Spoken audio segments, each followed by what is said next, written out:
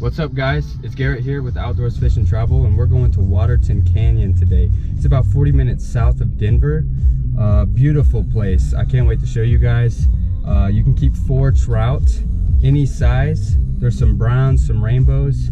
I've been fishing there before. I caught a few rainbows, but we're gonna go way up into the canyon, about 6 miles on bikes. Last time we walked, and we only went about 2 miles up. So we should get into some bigger fish today. Let's see what happens.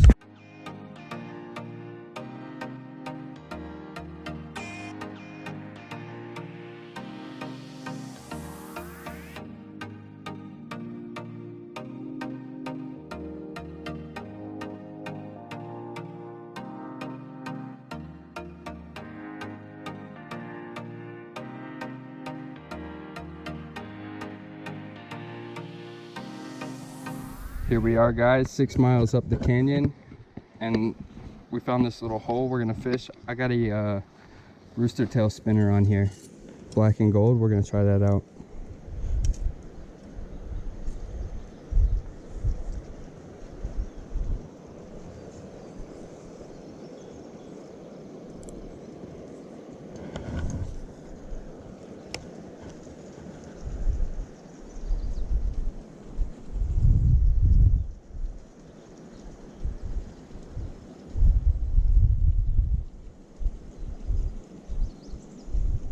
Oh, this thing spins nicely.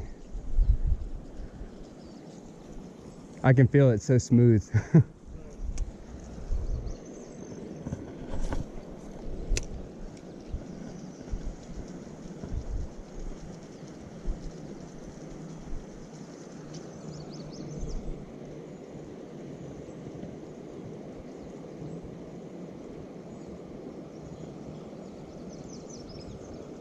Kind of light though. Hard to get it out there.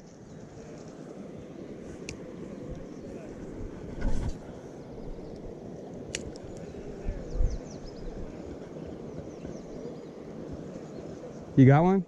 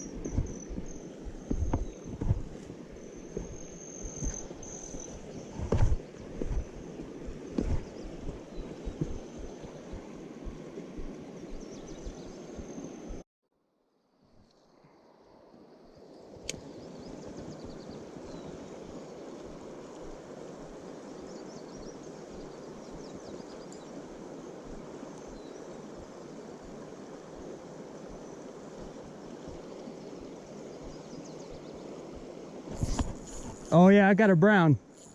He snatched it. He snatched it. Yeah, I'm gonna have to bank him, dude. Oh, he's beautiful too. Right on the corner of the lip.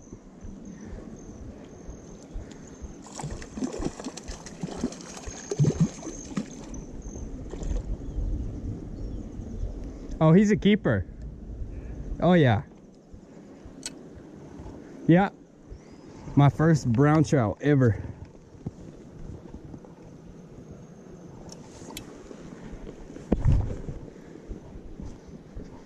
Look at that. Beautiful red spots on him. Hey guys, real quick, I just wanted to apologize for the audio in the first part of this video, and then towards the end whenever we do the catch and cook. You can hear my voice, everything's fine, you can hear everything, but it's just kind of staticky. It's the GoPro mic, because I had to unplug the mic that I was using because it doesn't work from this point in the video on. So I'm doing a voiceover. I'm at my home a few days later. I'm editing the video, so I know this isn't ideal. I'm sorry about that. I'll work on it. Next video I'm gonna have some good audio with the video, so my bad. So you can see the trout still has its par marks, which are the dark ovals going down its side, which usually means it's not mature all the way yet. A trout having par marks also usually means that it is a wild fish, because it means it potentially spawned in this river. Usually when they stock trout, they are older, so they don't have any par marks. You can see here that I just cut the trout's gills, and what I'm doing is I'm bleeding the fish. I'm getting all the blood out of the meat. From what I've heard and from my opinion, is the meat does taste better when you do this. As you can see, I'm still rocking the rooster tail, black and gold with little yellow dots on it. I guess it resembles a bee. I'm not too sure, but that's what I assume. And here, I got knotted up pretty good. Happens to the best of us, but I made the mistake of tugging on it, and that caused it to break. Okay, we're back in business. And the reason why we chose this area is because it had some slow moving water, but still had a bunch of rocks for where trout can take cover or find shade. There's a nice big tree you can see causing a lot of shade here. So this is like the ideal place where we want this. It's not too deep here. From what I've found in this area, at least in Waterton Canyon, is trout really aren't hanging out deep in holes as much as you'd think, or at least I'm not catching them there. I'm usually catching trout in these type of areas that are a little bit shallow, but the water's not moving too fast.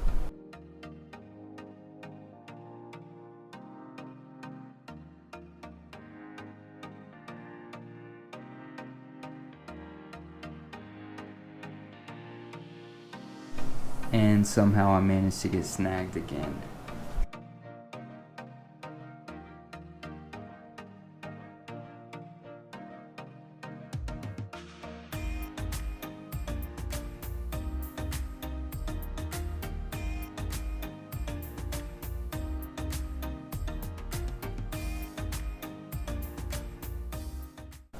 So we got no bites in that area, so we decided to move on. And the reason we chose here is because it does pull up a little bit in between these two little drop-offs, or rapids you could call them.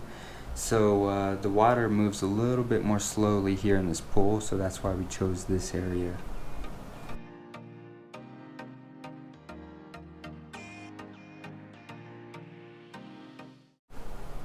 And I got a bite, 2 bites in a row.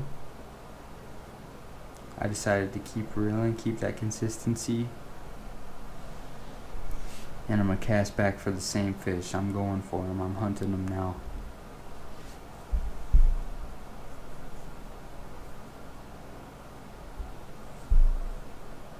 And there he is. Fish on, baby. Right there before that second drop off. And this one feels a bit small, but you can tell that it's a wild. I already knew it was by the way it was fighting. And you can see there its adipose fin is still intact all the way.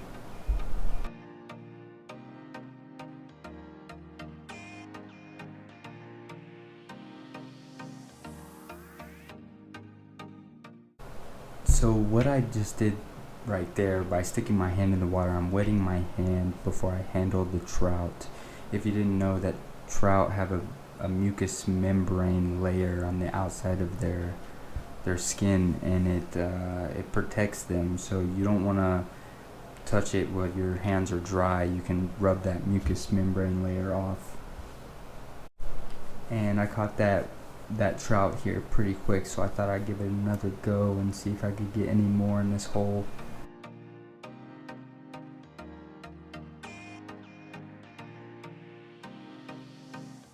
So what approach I'm mostly going with today is that natural drift. So I'm casting it up current, and I'm reeling it slowly with the drift on the way down, because that is how trout typically eat. They look upstream, they get bugs or critters on the way downstream. So that for me is the best way to fish a spinner. I have caught trout by fishing it the opposite way, from fishing it, opposite of the drift, and even just across the river. There's no right way to do it. It's all personal preference.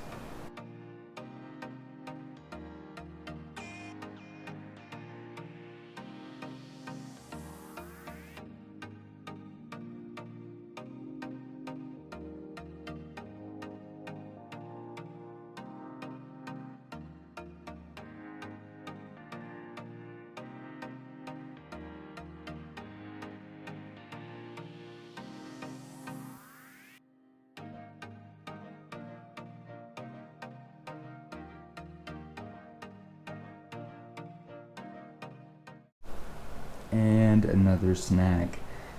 This happens all too often in these rocky rivers, but that's just something you got to deal with. Don't get frustrated about it, it's just part of it.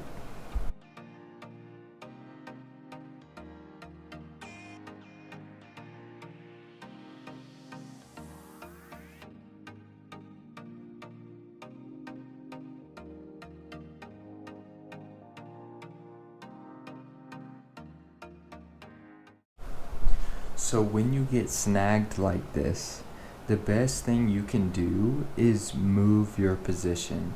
Never stay in the same spot and just tug and tug and tug. Okay, if you want to stand there for a few seconds and tug, I do that too, but whenever you're really caught up in there, you need to move. You need to go up upstream if you got stuck upstream, and approach it from a different angle to try pulling on it, because there's no reason to snap it off in the river. I try to do everything I can to make sure I don't snap off my line in the river.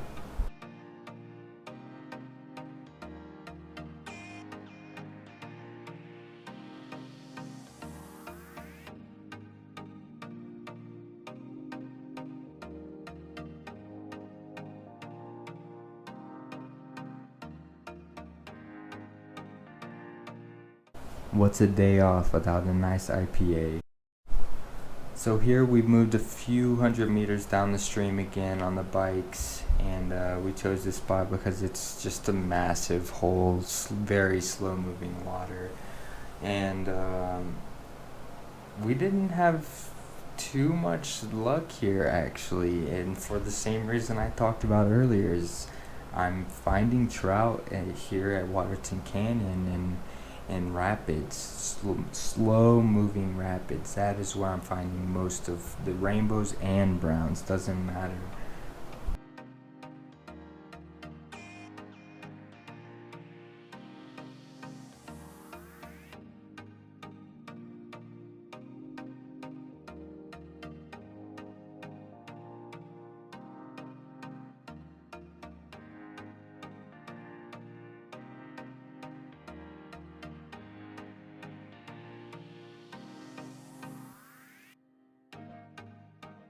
So in this deeper hole, I decide that a spinner is just not doing it for me. So I decide to tie on this Rapala, and it's supposed to mimic a brown trout minnow, which it does pretty well. Looks pretty accurate, if you ask me. So we're gonna try that out.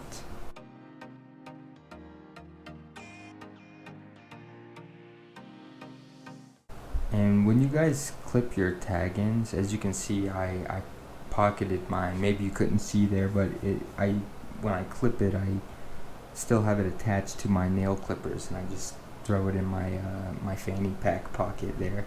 You don't want to leave your trimmings behind, because then critters eat that stuff, and if they don't digest it properly, it just hurts the environment. With this Rapala, I'm going with a pretty fast retrieve, because this is very slow moving water. Any trout sitting at the bottom here are definitely going to see this float above their heads. It is a floating Rapala. It stays just a little bit below the surface line, which I have found works very well for holes like this, very slow moving water, very deep holes, and I have caught trout on this before.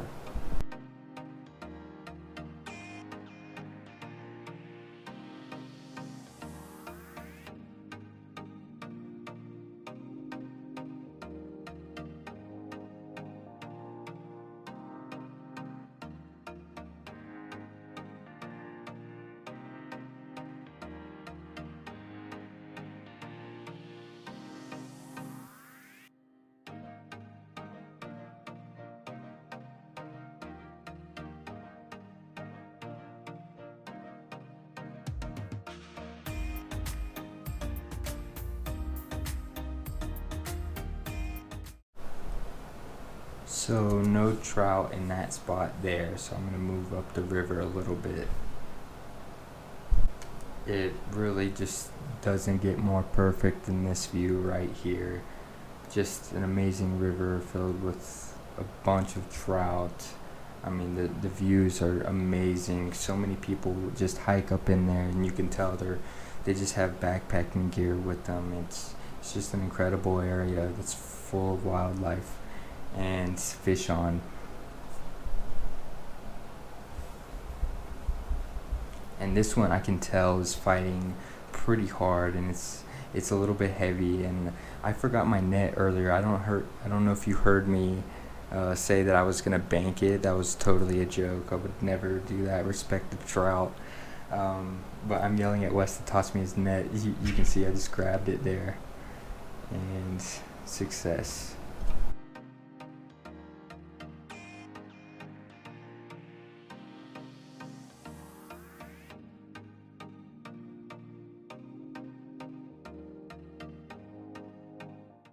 You can tell that this trout has a bit of par markings too, which again could mean that it was naturally spawned in this river.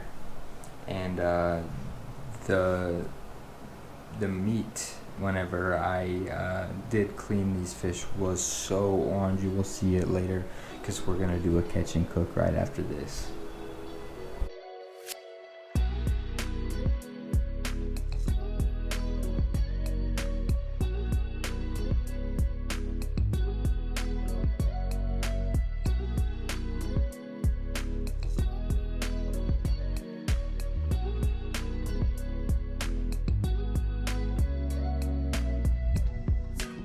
Alright, we're gonna cook up 2 of these brown trout that we caught, and then I also brought some onions, peppers, and some mushrooms. There we go. I need to find somewhere that's not windy. There we go.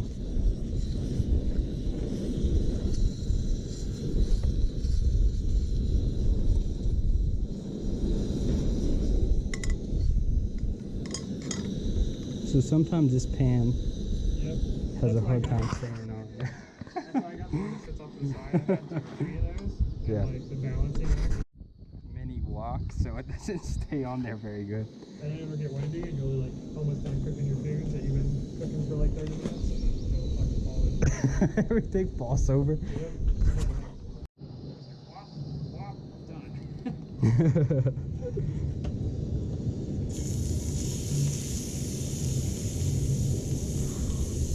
It's a little hot. You got yourself a little tiny jar.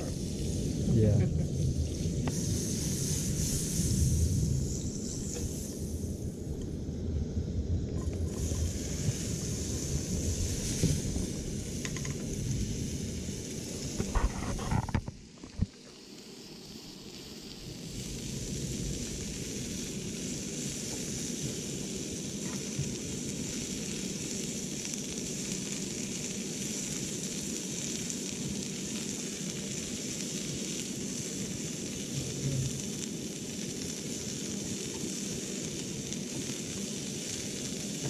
Is that your seasoning there in that? Yep. So this is the one Wes caught here, and then this one's mine. You see the difference in color? It's ridiculous. Same brown trout, same size too, right? Lengthwise? That's right. What, caught a few hundred yards from each other?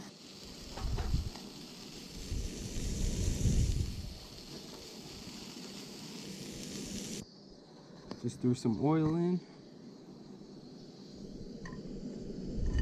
It's hot.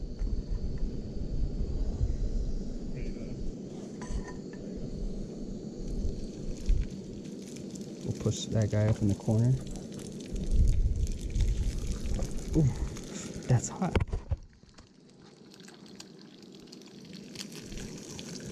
One more? Can we get him? Yeah, I hope so. Nice. They're squished, but they're in there. Some salt, pepper.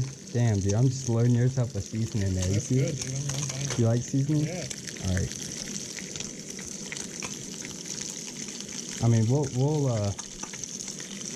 We'll split, man. You want one of mine? I'll Put take one of some- yours. Yeah, sure. Put some pepper flake on that thing too. This here? Yeah, both of those. Okay. You were about to go.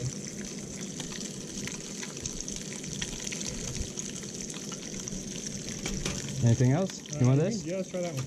I mean, I blackened it last time, but basically that. Okay.